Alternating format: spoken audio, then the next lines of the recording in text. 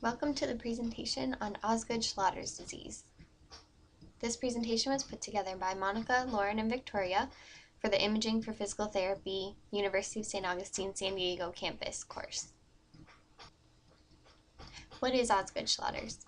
Osgood-Schlatter's is the partial or complete avulsion of the tibial tubercle with subsequent avascular necrosis of the avulsed segment. It is caused by repetitive traction forces placed through the patellar tendon by the quadriceps prior to ossification of the tibial tuberosity. It's more commonly seen in young boys between the ages of 13 and 15 years old, but it's also found in girls between the ages of 10 and 12 who are active in sports and who have recently had a growth spurt. It affects 1 in 5 adolescent athletes. So on the right, we have a picture of the anatomy of the knee. In this case, it's outlining an example of Osgood-Schlatter's disease. So you have the quadriceps femoral tendon attaching superiorly to the patella, and then the patellar tendon attaching inferiorly. The yellowish portions are the fat pads, and then you have the epiphyses on both the femur and the tibia. And this is a lateral view, so you can see the fibula on the lateral aspect next to the tibia as well. So signs and symptoms of Osgood-Schlatter's disease include localized pain, tenderness, warmth, and edema over the tibial tuberosity, which are worsened by exercise and relieved with rest. Patients often complain of pain increased by kneeling, running, negotiating stairs with resisted knee extension, and passive terminal knee flexion. Descending stairs is typically worse than ascending stairs because the quadriceps tendon the quadriceps muscle is required to eccentrically contract to slow the knee down with descension. So it's placing a lot more pressure through the patella, which is being inflicted on the patellar tendon inferiorly. One of the most frequent complaints of knee pain is anteriorly, which is seen in the case of Osgood-Schlatter's. So differential diagnosis is a very important thing to note when a patient comes in with knee pain. Signs and symptoms can be indicative of other dysfunctions, including osteochondritis dissecans, patellar tendinitis, and patellar subluxation. Other differential diagnoses that you as a physical therapist need to pay close attention to in considering with your rehab diagnosis include Sinding-Larsen-Johansson syndrome, which is traction of the epiphysitis of the inferior patellar pole, Hoffa's syndrome, which is injury to the infrapatellar fat pad causing anterior knee pain, synovial plica injury, which is trauma or repetitive motion that can cause thickening and hemorrhage of the plica, tibial tubercle fracture, which is caused by violent contraction of the quadriceps, and all of these, if you note, are in a very similar area inferior to the patella. They can all be ruled out by imaging, and Osgood's can be ruled in by imaging. As with any patient, taking a good history, including the patient's signs and symptoms, age, positive exam findings, and mechanism of injury, along with clinical judgment, are all essential in producing a sound hypothesis and rehab diagnosis. However, it's important to note that a true medical diagnosis can only officially be confirmed via imaging for Osgood-Schlatter's. Prognosis. Prognosis is generally good based on the child's age, overall health status, and physical activity level. Osgood-Schlatter's is a self-limiting disease, meaning it resolves typically on its own without further intervention or surgery, and generally in 90% of patients after puberty, especially when treated in combination with rest from aggravating activities or sports, ice, compression, elevation, and pain medication and pain management for discomfort. Again, it's a self-limiting disorder, so the patient's pain can range from mild to severe and can either be constant or occur only with activity. And functionally, any sport or daily activities that involve impact to the knees can cause pain, including running, jumping, kneeling, negotiating stairs, physical education, etc. Now let's talk about imaging specifically for Osgood-Schlatter's. Imaging is important because it's used to rule out other diagnoses and to confirm the diagnosis of Osgood-Schlatter's by the physician.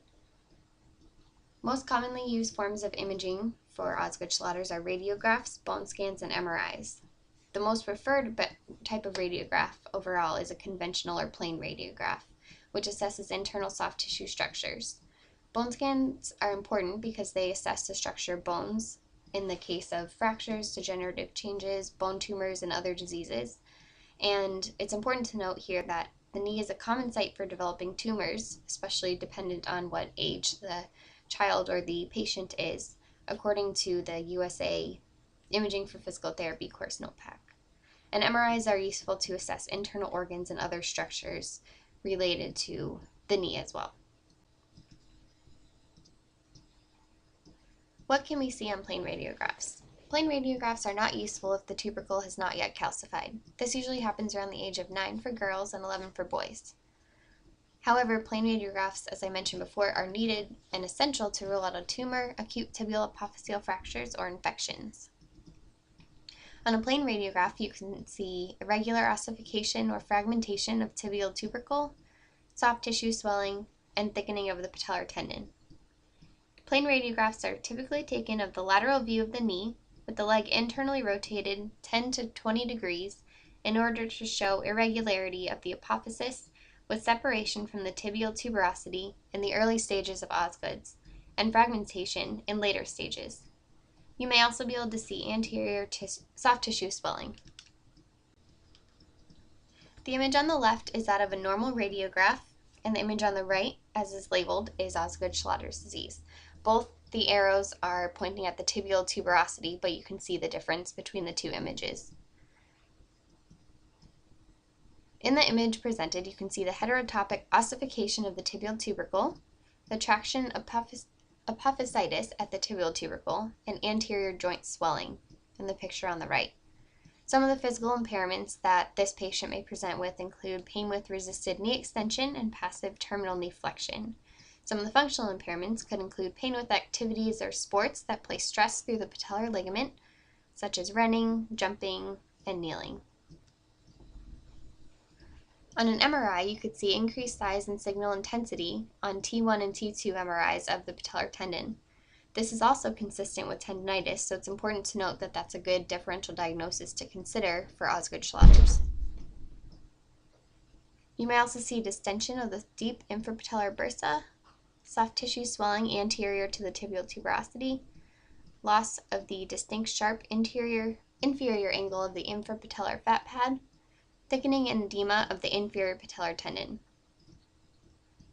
An MRI study by Demirag et al. Showed that in patients with Osgood-Schlatters, the patellar tendon was attached more proximally and had a broader insertion above the tibial fascia. Here we have the MRI of Osgood-Schlatters, again with the yellow arrow pointing to the area of concern. On this MRI, we see an increased signal intensity at the patellar tendon's insertion site, anterior joint swelling, thickening of the patellar tendon, and an enlarged tibial tubercle. Some of the physical and functional impairments, again, are the same: pain with activities that place stress through the area, and pain with resisted knee extension and passive terminal knee flexion. Question number 1. A 12-year-old male football player comes into your clinic presenting with the following signs and symptoms. Name 3 hypotheses for your rehab diagnosis, explain why you would consider each, and how you would rule each one in or out. The signs and symptoms include anterior knee pain just distal to the inferior pole of the patella, tenderness over the patellar tendon distally, and pain with football practice drills, squats, ladder runs, etc. Question number 2. If a patient came into your clinic for an initial evaluation presenting with signs and symptoms consistent with the medical diagnosis of Osgood-Schlatter disease, would you treat him or her prior to receiving confirmation via radiography? If yes, what rehab diagnosis would you give him or her, and how would you justify your treatment? Are there any precautionary measures you would take? Would anything after receiving the image reports change your treatment? If so, what findings would those be? If you would not choose to treat this patient, please explain your reasoning and state what you would tell the patient at that time. What would be your next step when the patient leaves the clinic? Also explain what particular findings you're expecting from the imaging report that would make you feel comfortable enough to then treat the patient. Here are the list of our references. Thank you for listening.